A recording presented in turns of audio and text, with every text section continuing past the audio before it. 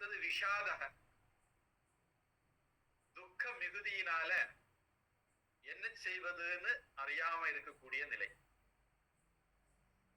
அர்ஜுனன் அந்த மாதிரி ஒரு நிலையில இருந்ததுனால முதல் அத்தியாயத்தை அர்ஜுன விஷாத யோகம் அப்படின்னு நம்ம பேர் போட்டோம்.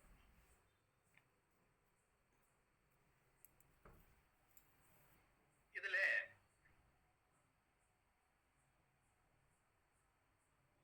அர்ஜுனன் இப்படி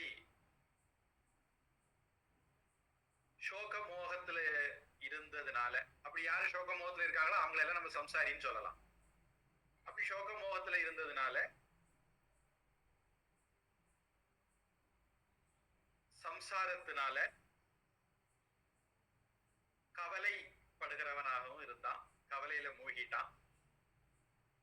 அவனுக்கு பூர்வ ஜென்ம புண்ணியம், முன் ஜென்மத்துல செய்த புண்ணியத்தினால இதுல இருந்து வெளியே வரணுங்கிற எண்ணம் வந்தது. இது என்னால மட்டும் முடியாதுங்கிற எண்ணம் வந்தது. தனக்கு முன்னாடி இருந்த தன்னுடைய நண்பரான ஸ்ரீகிருஷ்ணன் கிட்ட தன்னை ஒப்படைச்சு என்ன கரையேத்து அப்படின்னு கேட்டுக்கிட்டான்.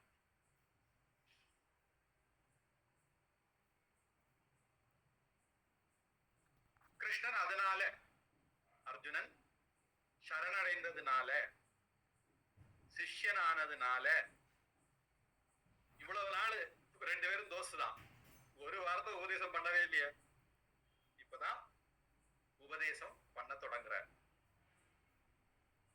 அதனால உபதேசம் அப்படிங்கிறது தகுதி உள்ளவர்களுக்கு தான் பண்ண முடியும் அப்படிங்கிறது கீதையில 18வது அத்தியாயத்துல கிருஷ்ணர் அந்த டீடைல் சொல்றார். யாருக்கு சொல்லலாம் யாருக்கு சொல்லக்கூடாது அப்படின்னு கீதை